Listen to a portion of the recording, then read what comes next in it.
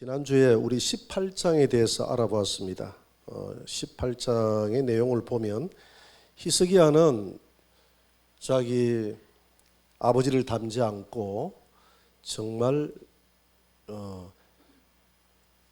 남유다의 20대 왕 중에서 13대 왕이었던 이 히스기야만큼 하나님의 마음에 연합된 자가 없더라. 다윗처럼 하나님의 마음에 연합된 그런 왕이었습니다. 그래서 그는 결단을 하고 남들이 없애지 못했던 산당까지, 그리고 모세의 그 노뱀까지, 우상 하나하나를 앞에 왕들은 이게 우상이라고 생각하지 않았던 것까지도 전부 다 끄집어내서 다 없애버리는 거예요. 그래서 그렇게 했던 이 히스기야를 하나님이 기뻐하셨어요. 히스기야에게 복을 주시고 또 히스기야의 나라의 지경도 넓어지게 만들고, 이런 이제 복을 주시니까 히스기야가 자신감이 생기는 것이죠. 그래서 하나님이 나와 함께하면 그냥 두려울 것이 없다, 그렇게 생각을 하고 아수르의 그 조공 바치는 것도 끊어버리고, 그리고 아수르가 제휴를 했던 그 서안 지역의 블레셋이라는 나라도 점령을 하고 막 이런 걸 합니다. 이렇게 하니까 이제 문제는 아수르에서부터 터지기 시작합니다. 아수르가 자기를 배반했던 이 히스기야 왕을 용서하지 않겠다는 마음으로 그냥 질풍노도와 같이 밀려오는 것이죠. 엄청난 군사력을 가지고 오늘 18만 5천 명을 오늘 죽였다라고 했는데 최소한 18만 5천 명 이상의 군대를 거느리고 이렇게 유대 지역을 쳐들어 왔습니다. 예루살렘을 에워싸 있는 그런 모습을 쳐다보고 이 히스기야가 신앙의 이제 그 순간에 위기를 느끼게 됩니다. 지금까지 하나님을 기쁘시게 하면 이런 위기는 오지 않을 것이라고 생각을 했어요.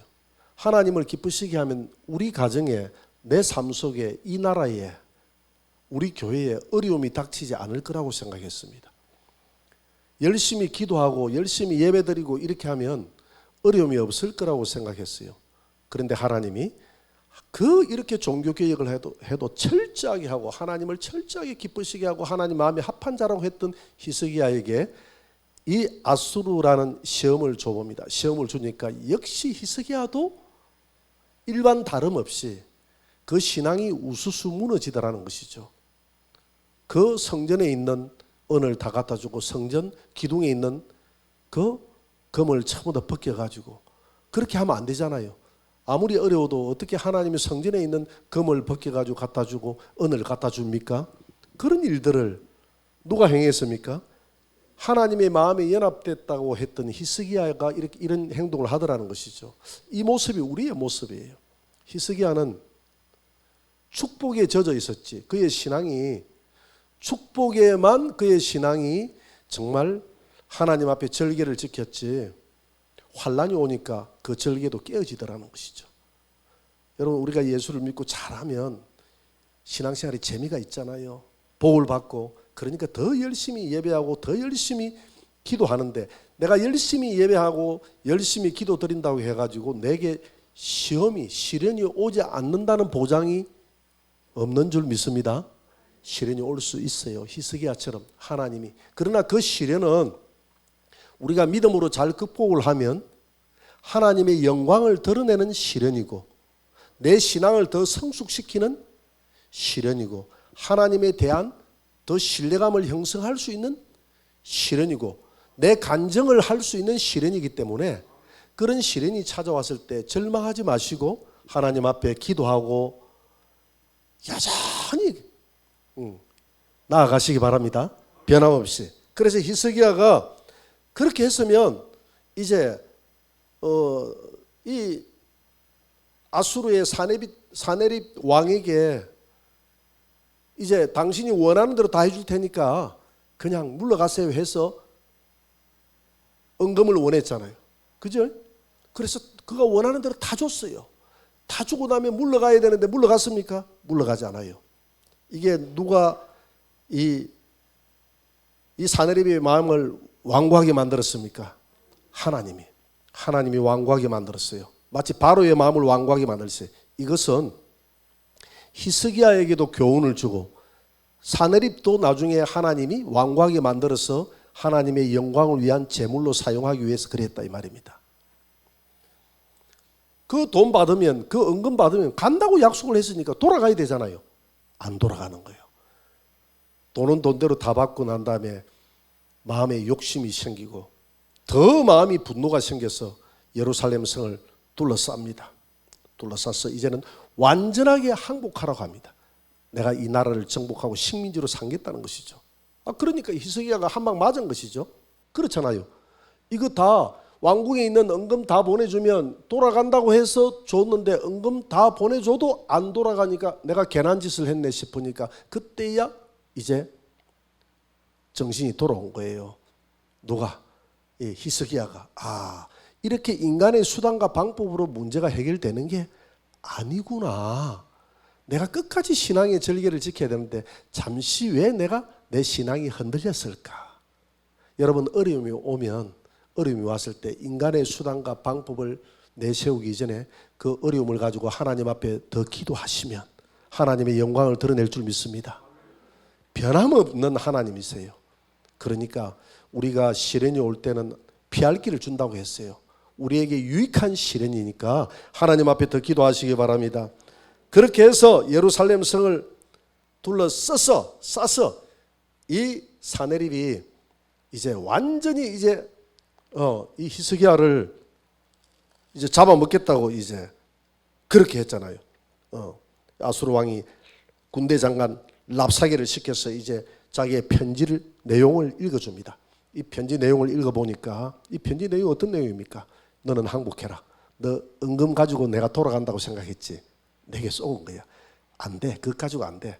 지금 이 편지 내용이 어떤 내용이냐면 열왕기하 18장 19절부터 35절까지는 어느 나라의 신이 나 사네립을 이긴 적이 있느냐? 건지지 못했다. 여호와라는 이 신을 이스라엘의 신이라고 생각했던 거예요. 이 사네립이. 여호와도 여느 신과 마찬가지로 내 위에 있던 모든 나라들이 멸망했던 것처럼 여호와도 너희를 못 지킨다. 그러면서 오늘 18장 35절에 앞에 한번 떼어봅니다. 다 같이 읽어봅시다. 민족의 모든 신들 중에 누가 그의 땅을 내 손에서 건졌기에 여호와가 예루살렘을 내 손에서 건지겠느냐? 못 건진다 이 말입니다. 못 건지다. 그냥 항복해라 이 말이거든요. 이렇게 자꾸 여호와를 계속 모독하는 말을 듣고 사네립이 이 히스기야가 정신을 차리고 하나님 앞에 이제 옷을 찢고 자기의 굵은 베옷을 입고 하나님의 성전에 들어가서 드디어 히스기야가 자기 원래의 모습으로 돌아갑니다. 히스기야가 지금까지 하나님을 기쁘시게 하니까 축복만 줘가지고 농사도 잘 되고 하는 일도 잘 되고 온 나라가 하나가 되고 가는 데마다 성성장구하다가 이런 시련이 올 줄 몰랐는데 이런 시련 앞에 자기의 신앙이 무너졌지만은 다시 정신을 차리고 인간의 수단과 방법으로 하나님의 사람은 내게 환난이 왔다고 해서 인간의 수단과 방법으로 대하는 것이 아니라 하나님의 방법대로 대해야 되겠다. 그래서 하나님의 방법이 뭡니까? 환난이 왔을 때 회개하고 기도하는 것이죠. 그렇지 않습니까? 그래서 히스기야가 자기의 본 모습을 찾고 성전에 들어가서 하나님 앞에 엎드려 기도합니다. 첫 번째 이 편지 내용을 하나님 앞에 보여주면서 고발하면서 기도를 합니다. 그러고 난 다음에 히스기야가 이사야 선지자에게 오늘 보니까 특사를 보냅니다. 이사야라는 선지자가 히스기야 당시에 활동을 하고 있었거든요. 하나님의 선지자니까 특별히 하나님과 교감하는 사람이니까 이사야에게 사람을 보내서 오늘 2절에 보세요. 누구를 보냈다 그랬죠?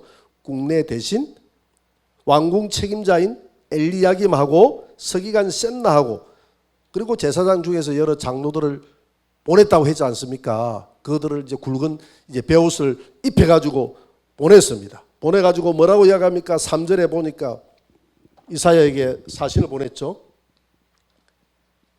이사야에게 사신 보내서 오늘 3절에서 뭐라고 이야기합니까? 오늘 환난과 징벌의 날이다. 모욕의 날이다. 아이를 낳을 때가 되었으나 해산할 힘이 없도다. 이 말이 무슨 아이를 배운 사람이면 해산할 힘이 있어야 되잖아요. 그지? 비유적으로 한 말이에요. 지금 이 나라에 이런 위기가 도달했는데 갑자기 아이를 출산한 같이 위기가 도달했는데 내가 이 위기를 해결할 힘이 없다는 겁니다.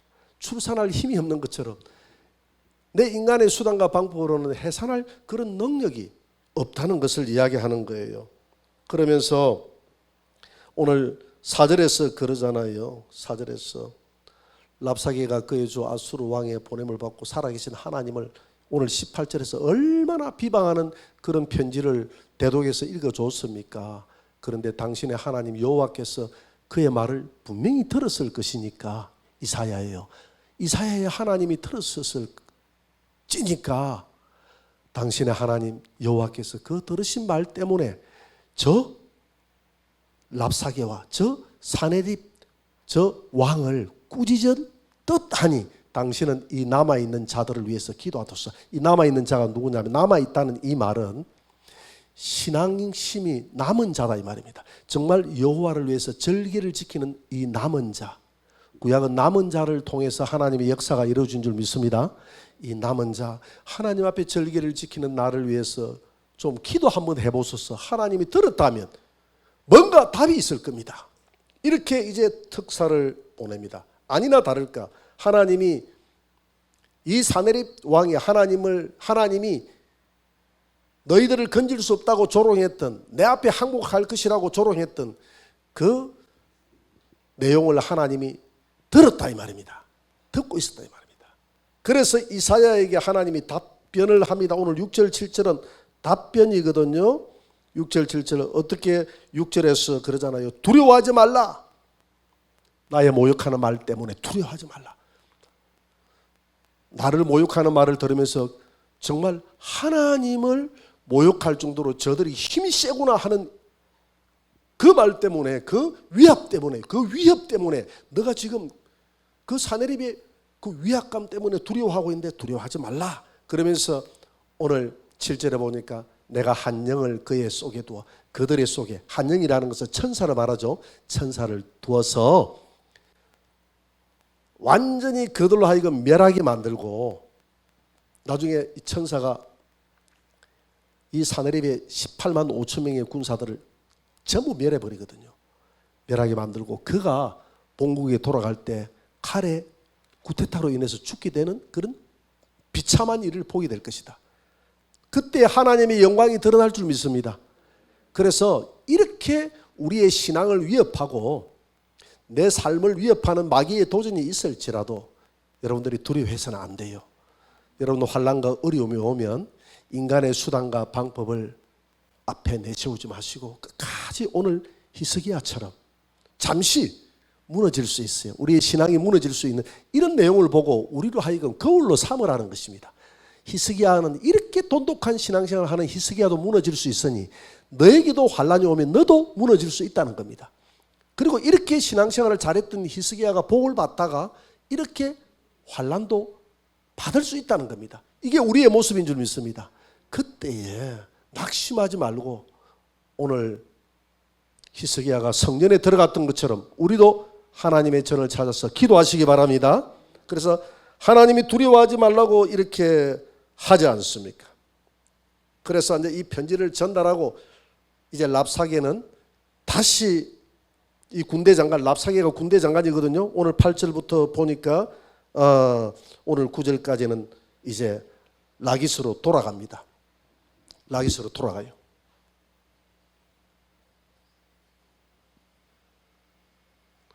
여러분 여기가 예루살렘이잖아요, 그죠? 그 라기스가 여기 되잖아요.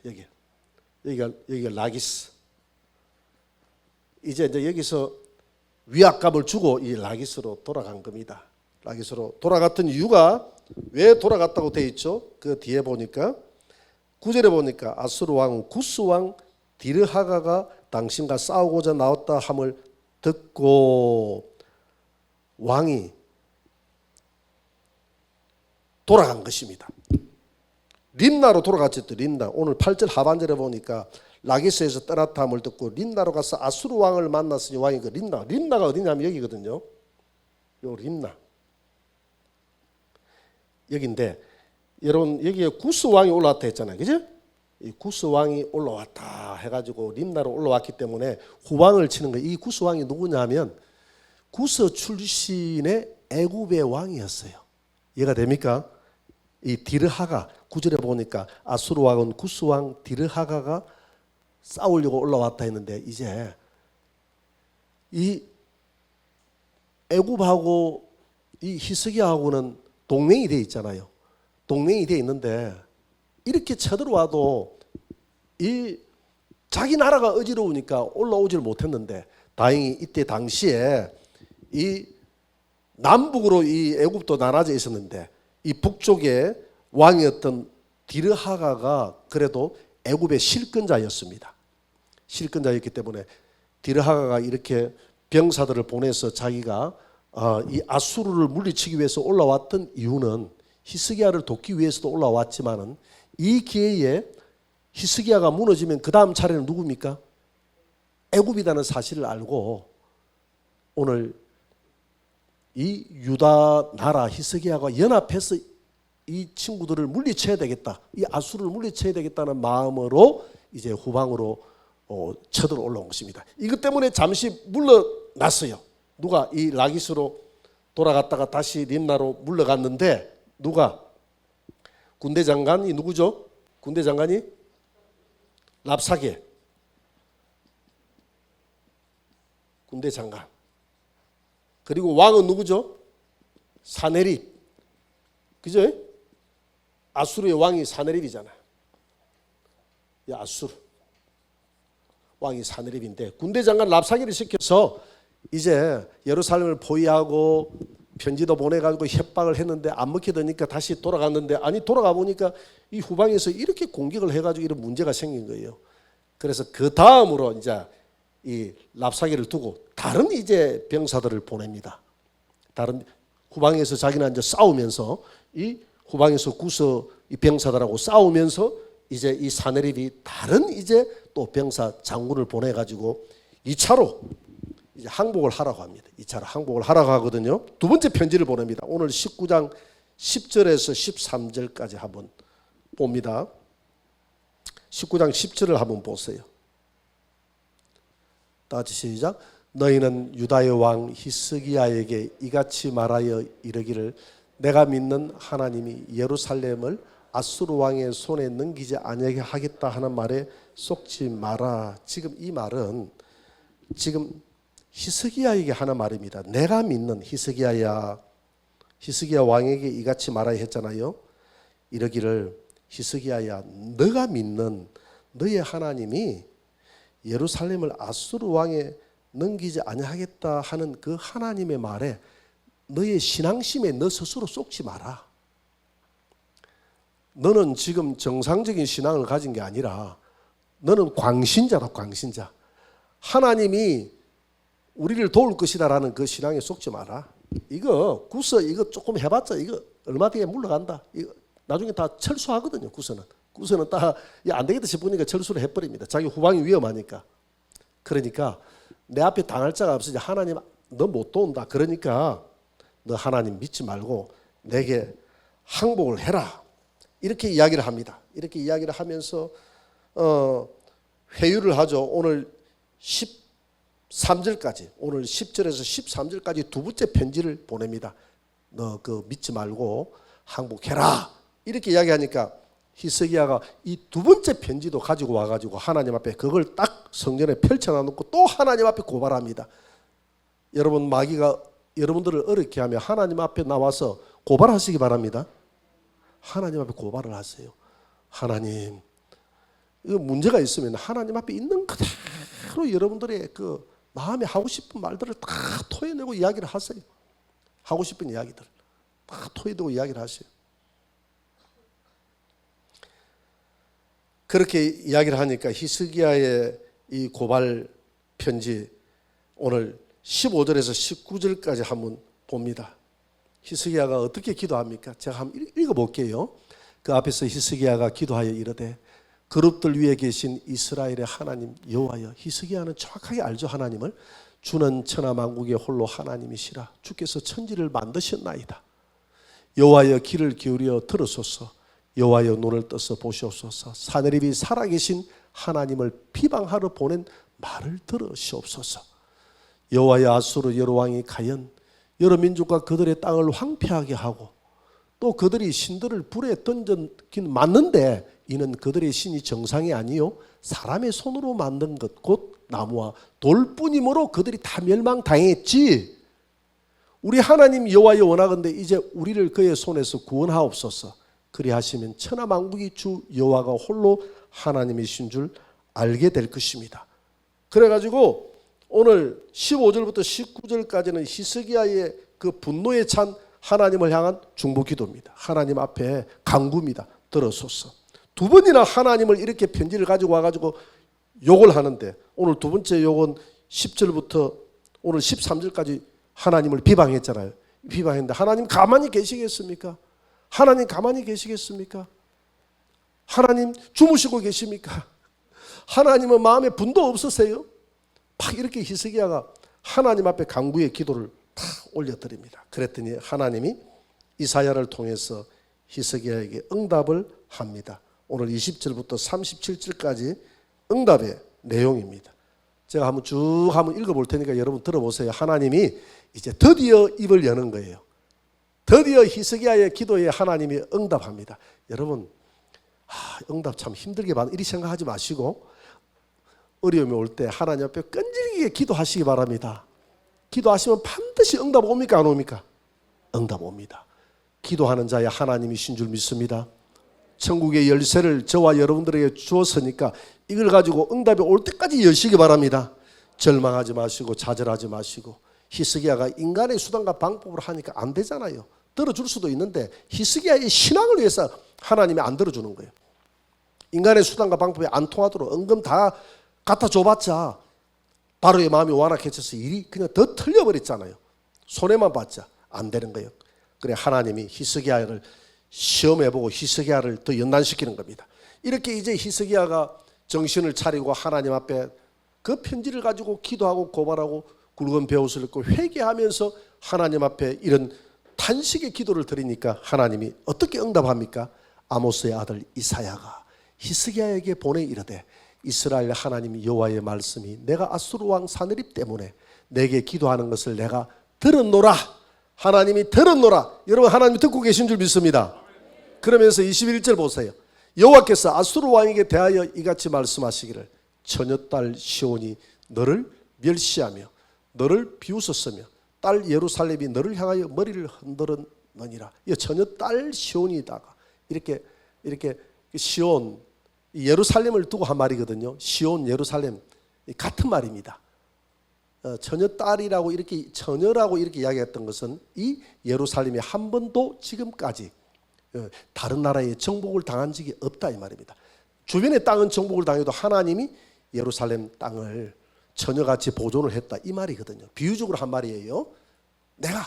내가 보호했는데 시온이 너를 이 예루살렘이 이제 이거 비유적으로 한 말이에요. 예루살렘이 너를 비웃었다. 누구를? 사내립을 비웃었다. 네가 나를 그리고 머리를 흔들었다. 이 말은 더 아니다라고 이렇게 했다는 거예요. 22절 보세요. 내가 누구를 꾸짖었으며 사내립아 이 교만한 녀석아 내가 누구를 꾸짖었으며 비방하느냐. 네가 하나님을 꾸짖는다고 지금 하나님이 너에게 안 된다고 지금 이 말이거든요. 누구를 향하여 너는 소리를 높였으며 눈을 높이 뜨고 하나님 앞에 거룩한 자에게 그리하였다. 거룩한 자에게 막 눈을 불고 뜨고 하나님 한번 싸워봅시다 하는 이게 누가 그랬습니까? 마귀가 그랬잖아요. 하나님의 산 위에 나의 산을 높이고 내 보좌를 높여서 누가 높은지 한번 봅시다 하고 루시퍼가 그랬지 않습니까? 그런 짓을 지금 사내립이 하고 있으니까 하나님이 이 교만한 녀석아 내가 너에게 힘 좀 쓰게 했다고 네가 그러느냐? 내가 너를 심판의 도구로 잠시 사용했을 뿐이지 네가 좋았어 내가 너에게 권세를 준 게 아니야. 하나님이 막 지금 이 사내립의 교만을 꾸짖고 있잖아요. 23절 보세요. 내가 사자들을 통하여 주를 비방하여 이르기를 네가 많은 사람들을 보내가지고 내가 많은 병거를 거느리고 여러 산 꼭대기에 올라가며 레바논 깊은 곳에 이르러 높은 백향목과 아름다운 잣나무를 베고 내가 그 가장 먼 곳에 들어가며 그의 동산에 무성한 숲을 이르리라. 그러니까 이 사내립이 이 지금 레바논을 얘기하죠. 이 레바논 이 위쪽에 있는 이 레바논의 이 아름다운 백향목과 이 산 위에 있는 이런 나라까지 다 너가 점령을 했던 것은 내가 너를 힘을 줘서 심판의 도구로 사용했다 이 말이거든요. 다시 그 다음 구절 한번 보세요. 내가 땅을 파서 이방의 물을 마셨고 나의 발바닥으로 애굽의 모든 강들을 말렸노라. 그러니까 사내립이 땅을 파서 이방의 물을 마셨다는 것은 이방 땅을 점령했다 이 말입니다. 점령해서 그 물을 자기가 마셨고 애굽 모든 강들을 말려놓으라. 애굽까지 자기가 침범한 적은 없어요. 사실은 애굽 강들을 말렸다 이 말은 애굽을 내가 다 점령했다 이 말인데 지 눈에는 애굽을 다 점령한 것 같이 보이는 거예요. 마치 그렇게 자기가 표현을 하는 거예요. 이 사내립이 교만해가지고 마치 25절 보세요. 내가 듣지 못하였느냐 이 일은 내가 태초부터 행하였고 이제 하나님이 하신 말씀입니다. 옛날부터 정한 바라 이제 내가 이루어 너로 견고한 성들을 멸하여 무너진 돌무더기가 되게 함이니라. 그러므로 거기에 거주하는 백성의 힘이 약하여 너를 심판의 도구로 사용했다 이 말입니다. 잠시 너를 심판의 도구로 사용해서 거기에 거주하는 네가 가는 곳마다 이 위에 있는 모든 이 하란도 다 망하잖아요. 다 망하고 이 지역을 전부 다 점령을 다 하거든요. 점령을 다 하게 만든 것은 거기에 거주하는 백성이 힘이 약하여 두려워하여 놀라는 내가 그들의 힘을 뺐다는 겁니다. 너가 점령하라고. 그들의 들의 채소와 푸른 풀과 지붕의 잡초와 자라기 전에 시든 곡초같이 아무런 힘없는 이런 백성같이 너가 가는 데마다 막 우수수수수수 그냥 추수하듯이 추수했던 것은 내가 너에게 힘을 실어줬고 내가 이 사람들의 심판하기 위해서 너를 잠시 쓰기 위해서 이렇게 만들었지 네가 힘이 세서 그게 아니다. 그 힘 세다고 해가지고 내게까지 다 도전을 해? 하나님이 이러면서 지금 이 사회를 통해서 하나님이 분노를 지금 바라고 있잖아요. 그 다음 27절 한번 보세요. 내 거처와 내 출입과 내가 내게 향한 분노를 내가 다 아노니 그러면서 내가 내게 향한 분노와 내 교만한 말이 내 귀에 들렸도다. 하나님에게 사내립아 내 귀에 들렸다. 그러므로 내가 갈고리를 내 코에 깨고 재갈을 내 입에 물려 너를 오던 길로 끌어 돌이키리라. 오던 길 다시 너를 아수르로 돌려보내겠다 이 말이죠. 나중에 병사들을 다 죽이고 너는 아수르로 돌려보내서 아수르의 자기 아들들에 의해서 칼에 죽게 만듭니다. 그렇게 너를 심판하겠다. 너희 교만을 심판하겠다 이 말입니다. 그러면서 다음 구절 보세요. 또 내게 보일 징조가 이러하니 너희가 금년에는 스스로 자라난 것을 먹고 내년에는 그것이 난 것을 먹되 제3년에는 심고 거두며 포도원을 심고 그 열매를 먹으리라. 이거는 히스기야에게 한 말입니다. 지금 전쟁한다고 파종을 못했잖아요. 그래 안 그래요? 먹을 게 없어. 그렇지만은 하나님이 먹을 게 없지만 파종하고 나면 거기서 자연적으로 솟아나는 그 열매가 있습니까 없습니까?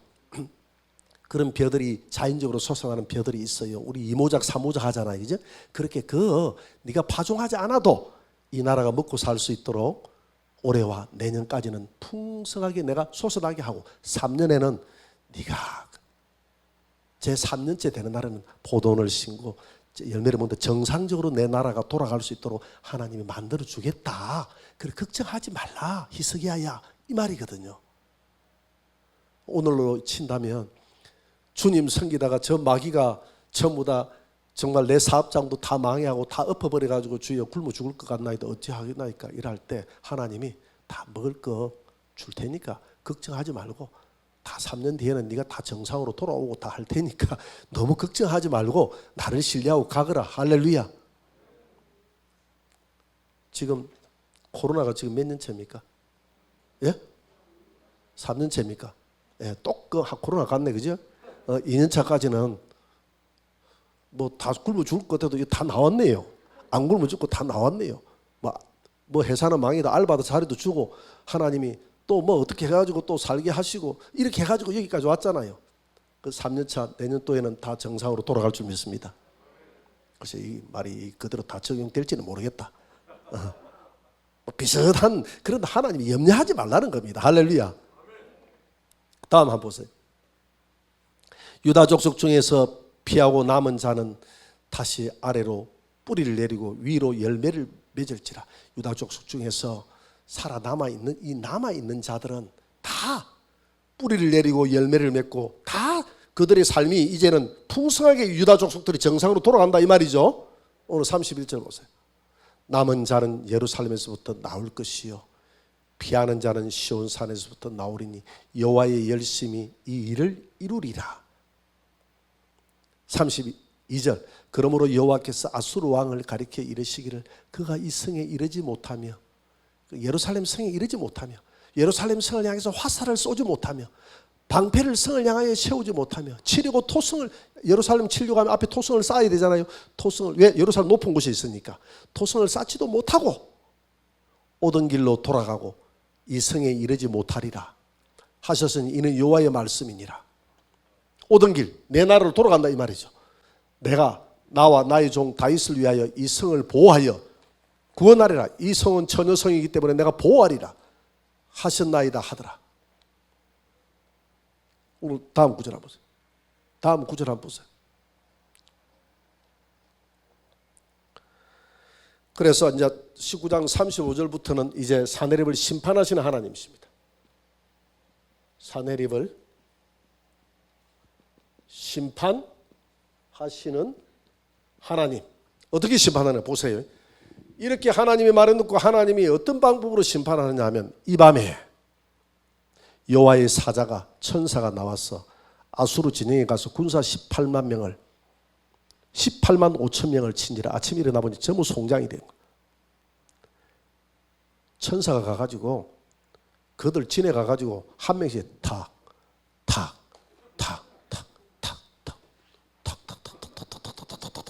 천사 힘들었겠어. 18만 5천 명 탁탁탁탁탁탁탁. 이게 하나님의 역사인 줄 믿습니다. 하나님이 이런 영광을 보게 하려고 사실 히스기야에게 그렇게 신앙생활 잘하는 히스기야 끝까지 복 주면 좋잖아요. 그래요 안 그래요? 아무런 어려움 없이 복 주면 좋잖아요. 내가 이야기했지만 우리 서울에 있는 우리 제 바로 위에 형님이 예수님을 요즘 잘 믿고 있습니다. 옛날에는 예수님을 안 믿더니 우리 형수님 결혼할 때 우리 형수님에게 가짜 다이아몬드 반지하고 가짜 목걸이를 해준 거예요. 우리 형수님이 그걸 진짜라고 생각하고 그걸 10년 동안 차고 다닌 겁니다. 자랑하면서.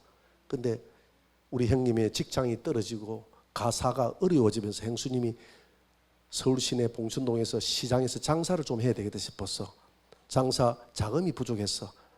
이게 무슨 소용이었노? 이거 팔아가지고 장사 미천 해야지. 전당포에 갖다 마치니까 아줌마 이거 다 가짜입니다 하더랍니다.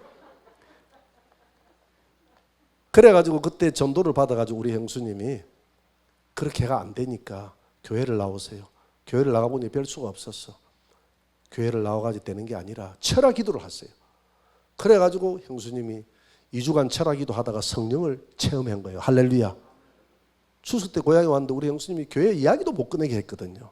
독실한 불교가 돼가지고 이야기 꺼내면 그만해라 때려만 그만해라 이렇게 했거든요. 그런데 고향 땅으로 갔더니 그때 아주 오랜 옛날이죠. 저 멀리서 우리 형수님 오더만 데르마 할렐루야 하면서 이렇게 오는 거예요.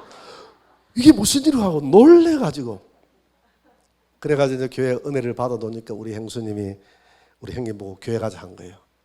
안 간다 하니까 당신이 결혼식 때 어떻게 했느냐 이렇게 갈게.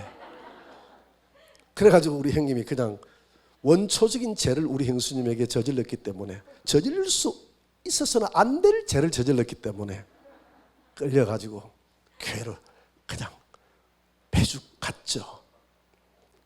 갔다가 이제 신앙심이 조금씩 생기기 시작한 거예요. 믿음은 더러워서 난다고. 그래서 우리 형님이 나보고 하는 말이 동생아 나는 하나님께 늘 이렇게 기도한다. 하나님 나 천국에 상 없어도 좋고 나 천국에 그냥 꽃밭에서만 구원만 해줘도 좋으니까 천국에서 상 줄 생각하지 마시고 이 땅에서 시험 없도록 도와주십시오. 만약에 이 땅에서 하나님 한 번이라도 우리 가정에 시험을 줬다고 하면 나 하나님 떠납니다. 하나님 아시고 기억하십시오. 그러면서 교회를 다닌다고 이야기하더라고요. 그런데 정말 그 기도대로 되는 것 같더니 한번 혼이 났죠. 하면 엄청난 시험이 가정에 닥쳐가지고 체험적인 신앙을 가지게 됐어요.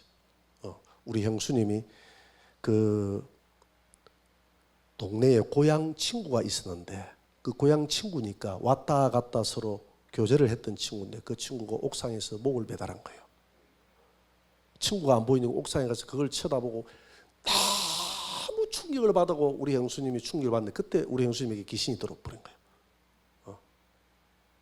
우리 형수님의 살이 10kg가 빠지고 귀신에게 끌려다니면서 우리 형님이 저에게 전화가 왔어요. 나 하나님도 솔직히 안 믿었고 귀신의 존재도 안 믿었는데 내가 너희 형수님을 보니까 귀신도 있고 하나님도 있다. 어떻게 하면 좋겠노? 그래서 새벽에 나가서 기도하세요. 그리고 매일같이 산행을 하시고 매일 선포 기도하시고 같이 나가서 기도하세요. 반드시 이깁니다. 그렇게 해가지고 새벽마다 기도해가지고 우리 형수님이 승리한 줄 믿습니다. 우리 형수님이 전화를 하는데 우리 형수님이 의지가 굉장히 강한 분이거든요. 그러면 목소리가 떨려요. 데려와 나를 위해서 기도해 주세요. 데려와 안 왔죠. 목사님이 다 나보고 목사님 나를 위해서 기도해 주세요. 나는 반드시 이길 겁니다. 그래서 전화기로 기도해 주고 그래서 내가 위급하면 올라가서 축사 기도를 해드리려고 했는데 축사해가지고 될 문제가 아니고 스스로 이겨야 될 것 같아서 놔뒀어요. 놔뒀는데 내가 또 그보다 더 위급하면 올라가려고 생각을 했는데 그냥 놔뒀더니 우리 형수님하고 형님이 손을 잡고 이겼어요. 할렐루야. 그 시련이 오고 난 다음에 우리 형님의 신앙이 이제 이성적인 신앙이 아니라 하나님의 존재성을 깨닫는 처음의 신앙으로 바뀐 겁니다. 여러분 환난과 어려움이 가정에 올 때는 하나님의 처음의 신앙으로 하나님이 나를 만들어주기 위해서 또 이 가정에 하나님의 영광을 드러내기 위함인 줄 믿고 두려워하지 마시기 바랍니다. 오늘 그랬잖아요. 그래서 결국 이 히스기야에게 하나님의 18만 5천 명을 한 방에 다 없애버리는 이런 영광을 드러내지 않습니까? 그래서 사네립을 심판하시는데 사네립이 오늘 어떻게 됩니까? 36절 보세요. 사네립이 36절 한번 보세요. 19장 36절 35절에서 이제 완전히 18만 5천 명의 군사들을 멸해버리고 아수르 왕 사네립이 남아있는 몇 명의 병사들을 데리고 돌아서서 어디로 갔다 그랬죠? 니느웨가 어디냐 하면 여기가 유프라데스 강, 요거 티그리스 강 아닙니까? 여기가 니느웨 하니까 누가 생각이 납니까? 예, 요나. 이 니느웨가 아수르의 수도거든요. 이까지 이제 처량하게 간 거예요. 그러니까 처량하기도 하고 얼마나 마음에 분도 일어나고 하니까 지정신이 아니죠. 지정신이 아니고 하니까 뭐 거의 미친 사람처럼 아마 이렇게 행동했을 거예요. 집안에 가가지고 해놓으니까 이 사람이 지금 지정신이 아니니까 37절 한번 보세요. 37절에서 그가 그의 신 니스록의 신전에서 경배할 때 오 우리 신이여 왜 이렇게 나를 만드셨나 이렇게 했겠죠. 그때 누가 아드람 멜렉과 사라셀이 그를 칼로 쳐 죽이고 이 아드람 멜렉과 사라셀이 누구냐 하면 그의 아들들입니다. 큰아들 둘째 아들이 쳐 죽여서 아들들이 죽였어요. 그리고 그 아들들이 아라랏 땅으로 그들이 도망하며 그 아들 에살핫돈이 대신하여 왕이 되니라. 이 막내 아들이에요. 에살핫돈은. 이 아들들이라는 게 어디에 나오냐면 이사야 37장 37절 38절 한번 봅니다. 이사야를 한번 보세요. 이사야서에 보면 아들이 이 아수르의 사네립 왕이 돌아가서 니느웨에 돌아갔잖아요. 그죠? 이사야에도 나옵니다. 38절 보세요. 다음 9절 한번 보세요. 자기 신 니스록의 신전에서 경배할 때 그의 아들이라고 하잖아요. 여기서는 그죠? 아드람 멜렉과 사라셀이 그를 칼로 죽이고 아라랏 땅으로 도망하였으므로 그의 아들 이 막내 아들 에살핫돈이 이어 왕이 되냐. 예, 막내 아들은 이 죽이는데 동참을 안 했다. 이게 왜 죽였을까라고 우리가 생각을 해보면요, 이 아버지가 지금 지정신이 아니기 때문에 아마 내가 볼 때는 이 아들들을 잡아서 이 신에게 드리려고 아마 했던 것 같아. 그러니까 선제적으로 아마 자기들의 죽을 것 같으니까 아버지를 자기들이 쳐 죽이고 도망을 가버린 거예요. 아라랏산 노아 홍수 있는 그 산까지 도망을 가버린 거예요. 이렇게 비참하게 하나님을 비방했던 그 결과가 비참하게 자기 아들들에게 죽는, 그리고 자기의 신이라고 섬기는 그 자기 신 앞에서 신이 자기를 도와주지 못하고 그 우상 앞에서 죽는, 그래서 명확한 표적을 하나님의 백성 히스기야에게 하나님이 주시는 것입니다. 하나님은 믿음의 절개를 지키고 끝까지 하나님 붙들고 예수 이름 붙들고 나아가는 자에게 이런 영광을 주시는 하나님이신 줄 믿으시기 바랍니다. 세 번째 마지막 교훈입니다. 하나님은 누군가의 기도를 반드시 누군가에게, 하나님이 이 땅에 일어나는 모든 억울한 일들을 다 듣지만 누군가 기도를 해야 돼요. 기도를 해야 하나님이 응답하신다 이 말입니다. 계시록 6장 9절 10절을 한번 봅니다. 다 같이 시작. 다섯째 인을 떼실 때에 내가 보니 하나님의 말씀과 그들이 가진 증거로 말미암아 죽임을 당한 영혼들이 제단 아래에 있어 큰 소리로 불러 이르되 거룩하고 참되신 대주제여 땅에 거하는 자들을 심판하여 우리 피를 갚아주지 아니하시기를 어느 때까지. 악인들을 위해서 저 악인들이 저렇게 하는데 왜 우리가 저 악인들 때문에 죽였나이다. 악인들의 계보가 있잖아요. 순교자가 하나님 앞에 지금 이 땅에 악을 멸해달라고 지금 기도하고 있는 줄 믿습니다. 그리고 땅에서도 기도가 올라가요. 계시록 8장 4절 한번 보세요. 향년이 성도의 기도와 함께 천사의 손으로부터 하나님 앞으로 올라가는지라. 5절 한번 보세요. 향이 여러분들의 기도가 이 수요일날 드리는 기도, 금요 드리는 기도, 새벽 기도하는 이 모든 것이 천사의 금향로에 당겨서 하나님 앞으로 올라가는데, 하나님이 그 기도를 제단 앞에 하나님 앞에 드리니까 하나님이 이 향이 비잖아요. 그 빈 향에 천사 보고 뭘 하냐, 제단에 있는 불을 담아라 이렇게 하거든요. 불을 담아가지고 땅에 쏟아버리니까 그게 우레와 음성과 번개와 지진이 되는데, 이것은 성도에게는 응답의 불이요 불신자들에게는 심판의 불인 줄 믿습니다. 심판의 불. 그래서 이 땅에 일어나는 7년 대환란이래. 이 7년 대환란 때 지금 계시록 내용 아닙니까? 이 7년 대환란은 우리가 두려워하지 말아야 될 이유가, 7년 대환란은 누구 때문에 일어나는 겁니까? 예? 예? 나 때문에, 기도하는 나 때문에 일어나는 겁니다. 근데 기도 안 하는 사람은 그분 때문에 일어나는 건 아니에요. 기도하는 사람. 왜냐하면 땅에서 기도하는 그 기도의 향연이 천사의 손으로 올라갔기 때문에 하나님이 그 기도를 들으시고 땅에 불을 내려가 땅을 심판하는 그 심판이 7년대 환란이다 이 말입니다. 그런데 내가 기도해가지고 하나님이 이 땅을, 하나님 나라가 임하시고 이 땅을 멸해 주시고 이 땅에 공의와 정의가 서게 해 주십시오. 여러분 그런 기도 합니까 안 합니까? 우리가 그런 기도 하잖아요. 나라 민족을 위해서 기도하고. 그런 기도 합니까 안 합니까? 하잖아요. 자식만 잘 되게 해달라고 기도합니까? 우리가 나라 민족을 위해서 기도하잖아요. 여러분들 아마 자녀만 위해서 기도하려고 해도 금요체로 오면 그렇게 기도가 안 돼요. 왜? 기도 제목을 제가 다 주니까. 우크라이나를 위해서도 기도하라, 뭐 차별금지법을 위해서도 기도하라, 이 나라 공의가 설 수 있도록 기도하라. 여러분 기도 다 하잖아요. 그 기도가 누가 받아간다고요? 천사가 받아간다. 내가 이전에 그 간증했잖아요. 우리 성도가 기도를 하는데 여기 보니까 천사가, 여기 꽃인데 여기에 그 향로를 들고 이렇게 탁 천사가 서가 있더라. 이렇게 탁 들고 있더라. 나는 저기 자기 눈에 보니까 환상이 열려서 보니까 자기 눈에 저 스피커 저기에다가 천사가 금 향로를 탁 들고 서가 있더라. 이게 뭔가 하고 보니까, 목사님이 계시록 강의를 해줄 때 오늘 8장 4절에 천사가 8장 4절에서 금 향로를 들고 올라간다는 그 이야기를 듣고, 천사들이 진짜 기도를 받아오는 거. 그리고 저녁마다 나와서 기도를 하는 거야. 지금 어디 다른 데로 이사를 갔는데, 저녁마다 내가 물어봤어. 왜 저녁마다 나와서 그렇게 자매님 기도를 합니까? 하니까, 목사님 내가 저녁마다 나와서 기도하는 사람이 아닌 것을 알잖아. 이걸 알지. 근데 왜 저녁마다 기도를 하냐면, 천사가 빈병 들고 올라갈까 봐서 저녁마다 나와서 이렇게 해가 있으니까 내가 저걸 담아줘야 되겠다 싶어서 막 기도해서 그렇게 자기가 했다는 거예요. 할렐루야. 이게 성경적인 줄 믿습니다.